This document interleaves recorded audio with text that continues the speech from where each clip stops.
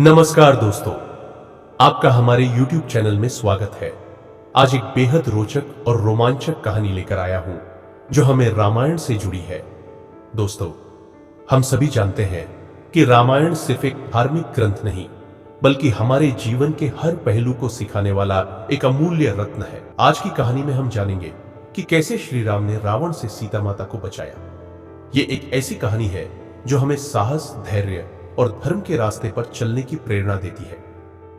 आइए शुरू करते हैं और जानते हैं इस महान युद्ध और संघर्ष के बारे में जिसमें श्री राम ने रावण जैसे दुष्ट राक्षस से सीता माता को छुड़ाया। रामायण की शुरुआत भगवान राम के जन्म से होती है। अयोध्या के राजा दशरथ और उनकी पत्नी कौशल्या के यहाँ भगवान राम का जन्म हुआ। राम के साथ ही उनके भाई लक्ष्मण, भरत और शत्रुघ्न का भी जन्म हुआ। राम का जीवन एक आदर्श जीवन था जो सभी को धर्म और सत्य का पालन करने की शिक्षा देता है। राम के जीवन में सबसे बड़ी घटना तब घटी जब उन्हें अपनी पत्नी सीता के साथ वनवास भेजा गया। ये सब एक बात को लेकर हुआ था जिसे हम पदवी का वचन कहते हैं। राजा दशरथ ने अपनी पत्नी कैकेयी के कहने पर राम को 14 वर्षों का वनवास दिया। वनवास के दौरान एक दिन रावण, जो लंका का राक्षस राजा था, अपनी बहन शूर्पणखा की अपमान का बदला लेने के लिए आया। रावण ने सीता माता का अपहरण किया और उन्हें अपनी लंका ले गया। सीता माता ने रावण से बहुत विनती की, लेकिन वह उनकी एक न सुनी और उन्हें जबरदस्ती अपने रथ पर बांधकर लंका ले आया। सीता माता के अपहरण की खबर भगवान राम और उनके भाई लक्ष्मण को मिली। बहुत दुखी हुए और उन्होंने अपनी पूरी ताकत लगा दी सीता माता को बचाने के लिए। राम ने लंका जाने और रावण से सीता माता को छीनने का निश्चय किया। उन्होंने अपनी पूरी सेना बनाई जिसमें वानर और भालू शामिल थे। भगवान राम के नेतृत्व में यह सेना समुद्र पार करने के लिए तैयार हो गई। समुद्र पार करने के लिए राम ने विशाल पुल बनाने का आदेश दिया। यह पुल राम सेतु के नाम से प्रसिद्ध हुआ। पुल बनाने में वानर सेना ने पूरी मेहनत की और कुछ ही समय में यह पुल तैयार हो गया। राम और उनकी सेना लंका पहुंचे और रावण से युद्ध करने की तैयारी की।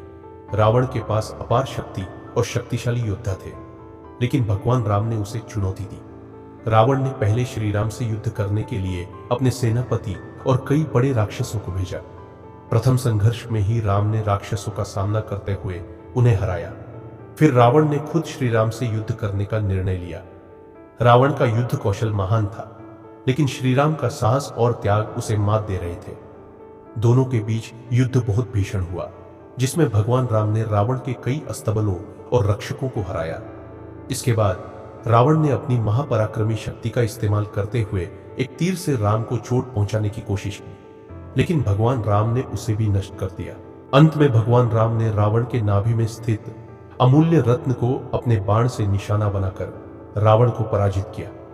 रावण की मृत्यु के बाद सीता माता को आजाद किया गया।